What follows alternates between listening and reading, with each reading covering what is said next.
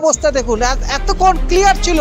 এই হচ্ছে কিন্তু চেরাপুঞ্জি, এই হচ্ছে খামখেয়ালি পরিবেশ দেখতে পাচ্ছেন এই মুহূর্তে।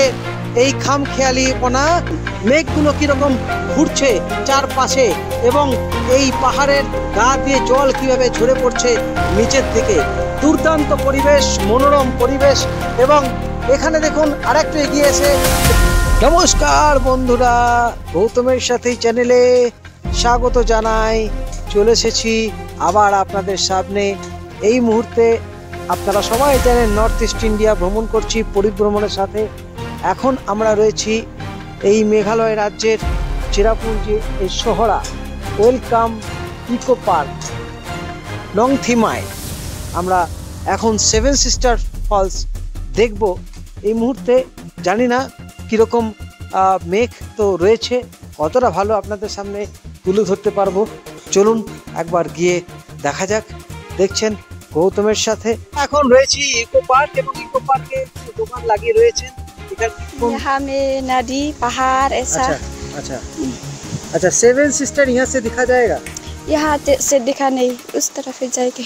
अच्छा, यहाँ पर नदी पहाड़ और अच्छा। क्या बच्चा लोग खेलता में।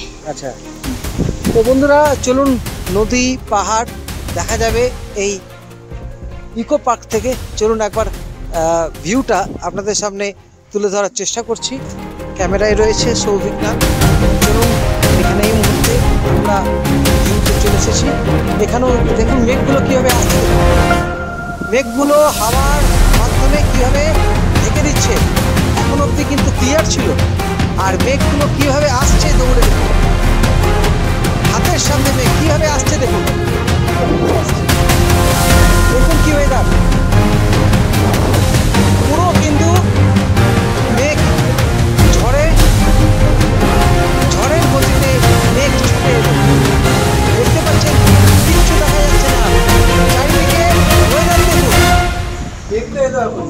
কিচ্ছু দেখা যাচ্ছে না। কি অবস্থা দেখুন, এতক্ষণ ক্লিয়ার ছিল।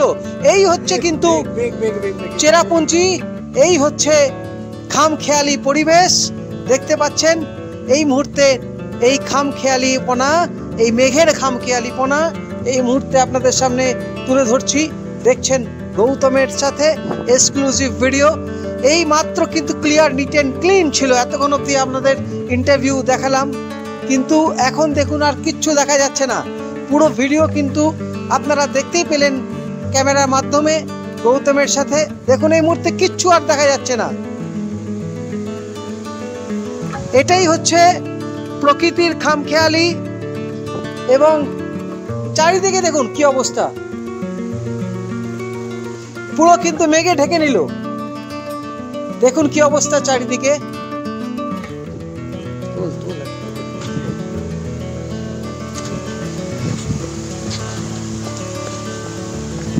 একটু আগে কিন্তু পুরো ক্লিয়ার ছিল, একটু আগেই আপনাদের দেখালাম এখানে, কিন্তু আবার সেই খামখেয়ালিপনা, মেঘের খামখেয়ালিপনা, চারিদিকে কিন্তু মেঘাচ্ছন্ন হয়ে পড়লো।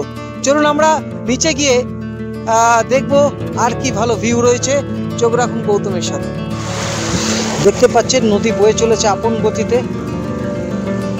এই মুহূর্তে আপনাদের সামনে তুলে ধরছি।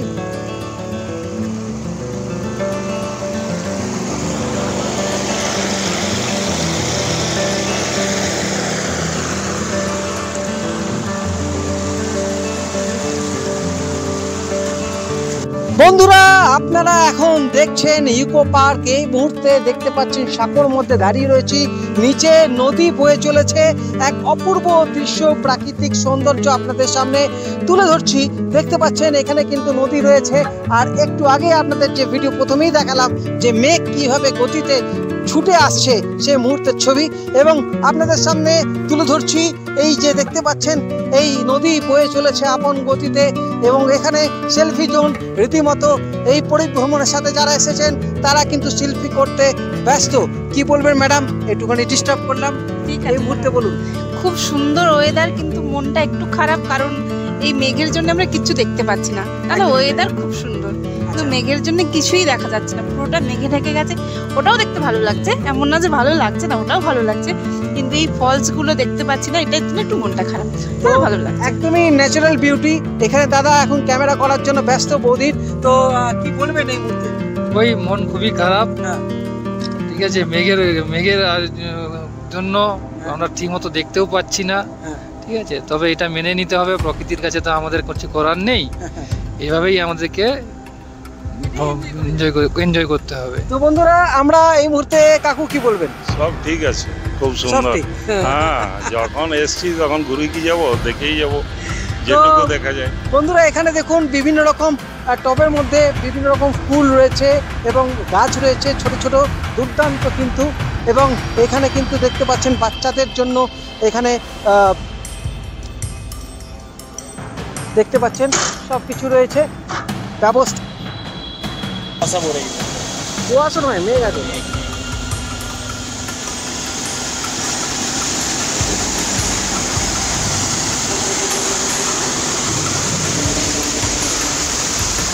দেখছেন ন্যাচারাল বিউটি কাকে বলে। পাহাড় থেকে ক্রমশ ঝর্ণা বয়ে চলেছে আর চারিদিকে মেঘে ঢেকে রয়েছে। প্রাকৃতিক সৌন্দর্য কাকে বলে এই মেঘালয়ে না এলে বোঝা যাবে না বন্ধুরা। তাই আপনারা যে যেখানে রয়েছেন আপনারা চলে আসুন এই মেঘালয়ে এই সুদৃশ্য দেখার জন্য। দেখতে পাচ্ছেন এই যে জল এখানে গড়িয়ে আসছে, জল কিন্তু এই নিচ দিয়ে গিয়ে এখানে ওইভাবে কিন্তু পড়ে যাচ্ছে দুরন্ত গতিতে। দেখতে পাচ্ছেন গৌতমের সাথে এই মুহূর্তে আপনাদের সামনে তুলে ধরছি, এইভাবে কিন্তু জল গড়িয়ে চলেছে এই পাহাড়ের গা দিয়ে একদম নিচে এবং দুর্দান্ত সেই দৃশ্য আপনাদের সামনে তুলে ধরছি। এবং নিচে কিন্তু ভীষণ খাড়াই রয়েছে, নিচে দেখুন মেঘগুলো কীরকম ঘুরছে চারপাশে এবং এই পাহাড়ের গা দিয়ে জল কীভাবে ঝরে পড়ছে নিচের দিকে। দুর্দান্ত পরিবেশ, মনোরম পরিবেশ।